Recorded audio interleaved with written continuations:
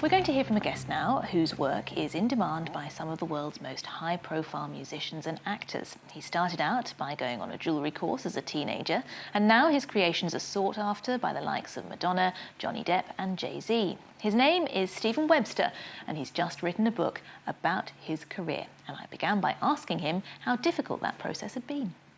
Well, it was arduous in as much that I'm not a typist, you know, I'm a jeweller, and so my means of documenting my memoirs, if you want to call it that, was with an iPad, usually on a flight, because I fly a lot, and I found occupying those hours was what I really enjoyed doing once I started, and so it was a finger and an iPad. Right, no ghostwriter, just one finger, Stephen Webster's finger. I tried with two, which sometimes works, but not always. Now, one of the pictures from your book is of when you were a little boy. We can see that now. At what point was it that you thought, yes, jewellery design is what I want to do with my life?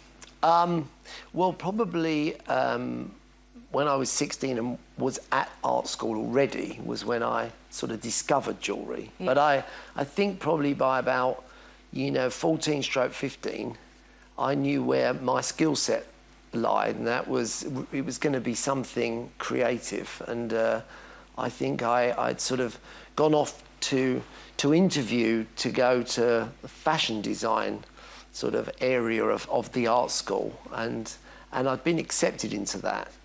But it wasn't until the first day, really, where I kind of entered the room and saw sewing machines and just girls. And I'd been to an all-boys school, and oh dear, I've made a terrible mistake. And but I was able. I was young, in fact, I wasn't even quite 16, and to sort of look around the art school and discover jewellery. And so, what have been your influences then? Because your jewellery is typically sort of quite chunky, quite gothic, very unusual.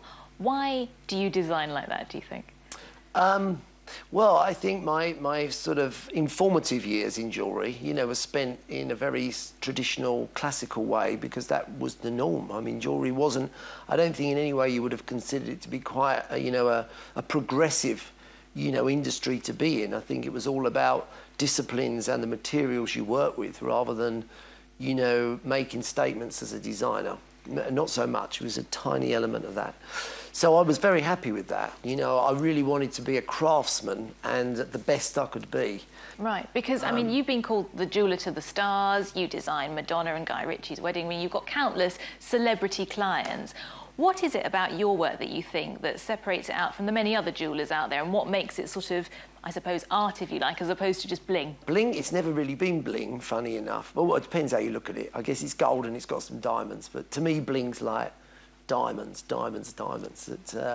And I think it was probably that it was different. Mm-hmm. And I was, at the time when I think we started to get noticed by what was predominantly a very sort of music crowd, Madonna and Pink and Christina Aguilera and Ozzy Osbourne, and they were all music people as opposed to Hollywood people, right, even though they kind of crossed over.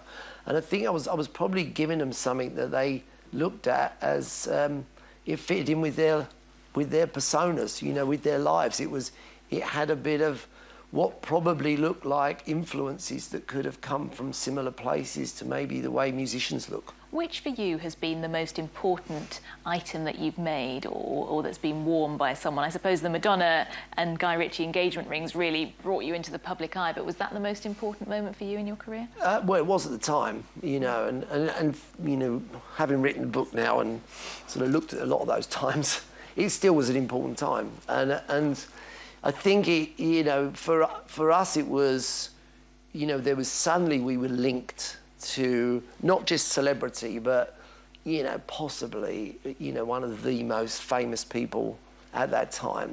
It became the ring that women started to want to buy outside of being bought, because it wasn't an engagement ring or a wedding ring. It was what you'd call a cocktail ring, if you like. That sort of spread the word, and it started really with Madonna. So that was an important ring, an important moment, and a big celebrity. Absolutely, and it's continued from there. Stephen Webster, it's been a pleasure having you on the programme. Thanks. Okay, thank you very much.